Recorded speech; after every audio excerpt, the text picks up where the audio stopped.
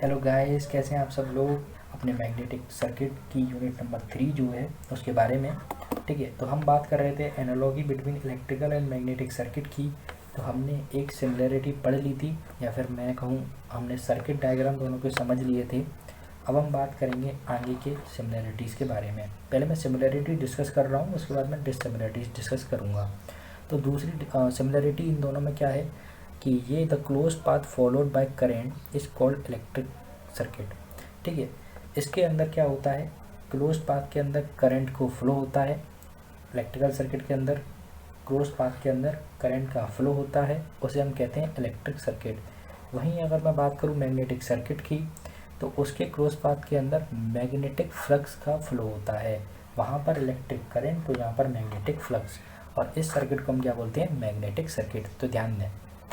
तीसरी बात करूं तो the force behind the flow of current, जो करंट को फ्लो करवाने में जिस फोर्स रेस्पॉन्सिबल है, जो फोर्स रेस्पॉन्सिबल है वो हमारा होता है EMF, मीन्स इलेक्ट्रोमोटिव फोर्स, ठीक है, इलेक्ट्रिकल सर्किट के अंदर। वहीं अगर मैं बात करूं मैग्नेटिक सर्किट की, तो the force behind the flow of flux, जो फ्लक्स को फ्लो करवाने में जो फोर्स लगता है वो रेस्पॉन्सिबल होता है MMF, it means magnetomotive force, ठीक है।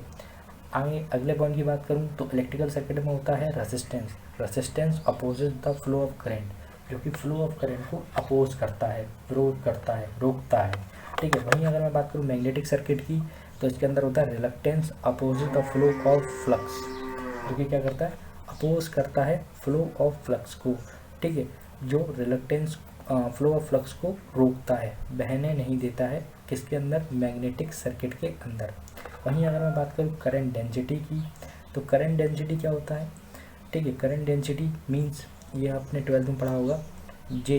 करंट डेंसिटी को हम जे से डिनोट करते हैं, जो कि होता है I/A, I/A, मतलब करंट कितना बह रहा है पर यूनिट एरिया में, ठीक है। वहीं अगर मैं बात करूँ मैग्नेटिक सर्किट की, तो उसके अंदर होता है फ्लक्स डेंसिटी, जो कि हमारा होता है बी, मैग्नेटिक फ्लक्स डेंसिटी, ठीक है। और दूसरी भाषा में कहूँ तो मैं, मैग्नेटिक फ्लक्स डेंसिटी जिसे हम बी से डिनोट करते हैं, और उसका फॉर्मूला होता है φ/A। फाई यहाँ पर फ्लक्स, ए यहाँ पर यूनिट एरिया, ठीक है।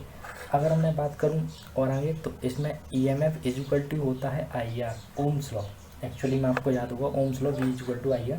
तो वहाँ पर हम V को EMF बोल देते हैं, क्योंकि EMF भी वोल्टेज ही होता है। तो EMF is equal to IR यहाँ पर होता है इलेक्ट्रिकल सर्किट में। अगर मैं बात करूँ मैग्नेटिक की, तो वहाँ पर होता है MMF is equal to φS, ठीक है। अगर मैं बात करूँ इलेक्ट्रिकल सर्किट में, तो R बराबर होता है ρL/A, या फिर मैं कहूँ R बराबर ρL/A। ये रो है, रो मीन्स रेसिस्टिविटी, याद रखिएगा, P नहीं है, रो, ठीक है। ऐसे ही मैं बात करूँ मैग्नेटिक सर्किट की, तो यहाँ होता है reluctance is equal to L/μA, ठीक है। म्यू मीन्स यहाँ पर परमिएबिलिटी, ठीक है। आगे मैं बात करूँ 8 पॉइंट की, तो Kirchhoff voltage law, Kirchhoff current law, दोनों ही यहाँ पर एप्लीकेबल होते हैं इलेक्ट्रिक करंट के लिए। वही चीज़ मैं लिखी, Kirchhoff voltage law, Kirchhoff current law, both are applicable for the electric current. वहीं अगर मैं बात करूँ तो इनका जो है जो नेम है वो बदल जाता है। ये किरचॉफ वोल्टेज लॉ थे, यहाँ बन जाते हैं किरचॉफ MMF लॉ और किरचॉफ फ्लक्स लॉ। वहाँ पर वोल्टेज लॉ, करंट लॉ थे, यहाँ पर MMF लॉ और फ्लक्स लॉ बन जाते हैं, और ये भी एप्लीकेबल होते हैं किसमें, मैग्नेटिक सर्किट के अंदर। सो आई होप गाइस आपको ये वीडियो पसंद आई होगी और समझ में आई होगी। So thank you for watching this video.